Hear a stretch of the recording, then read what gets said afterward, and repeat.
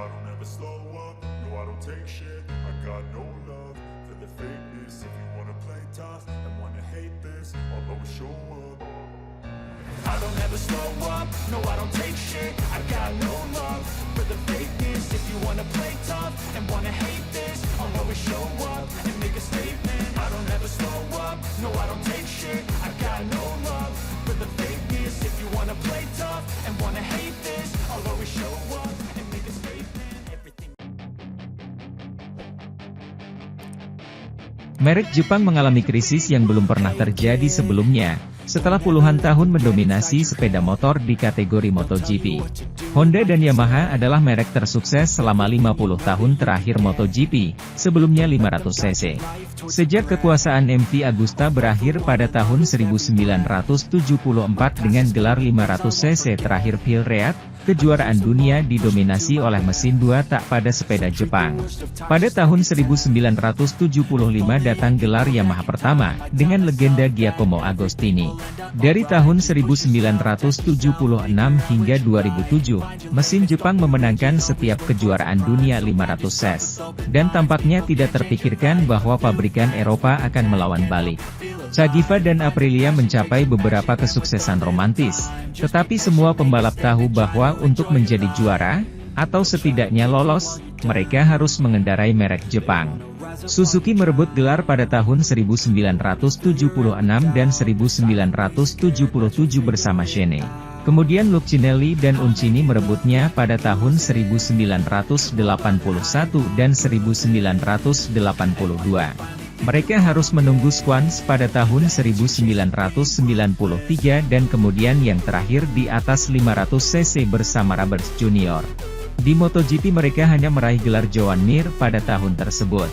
Kesuksesan terbesar dalam 50 tahun ini dibagikan oleh Yamaha dengan 17 gelar dan Honda yang maha kuasa, dengan 21 gelar. Hingga akhirnya di tahun 2023 Ducati menang lagi.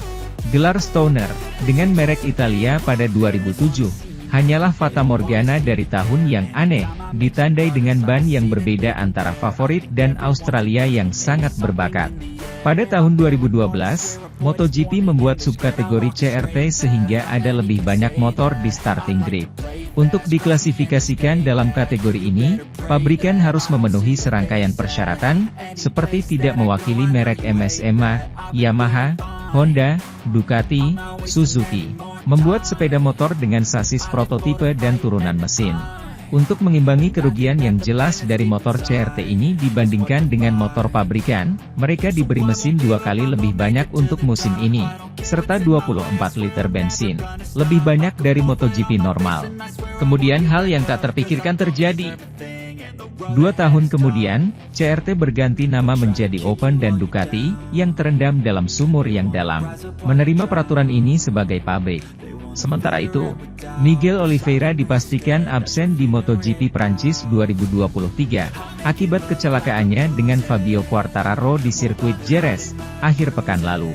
Pembalap RNF Racing urung tampil pada putaran kedua musim 2023 di Termas de Rio Hondo, menyusul insiden kontroversial dengan Marc Marquez di Portimao.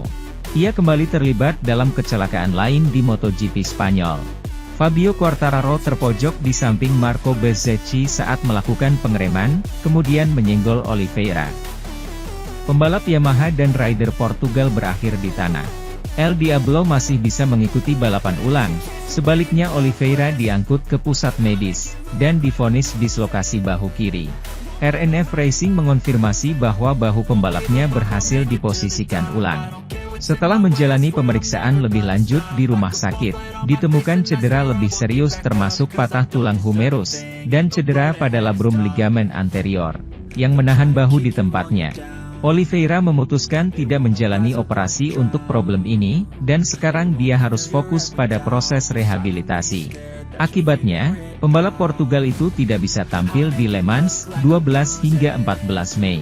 Tim yang dipimpin Raslan Razali mendoakan agar ia lekas sembuh dalam sebuah pernyataan, dan berharap bisa kembali pada MotoGP Italia, 9 hingga 11 Juni mendatang.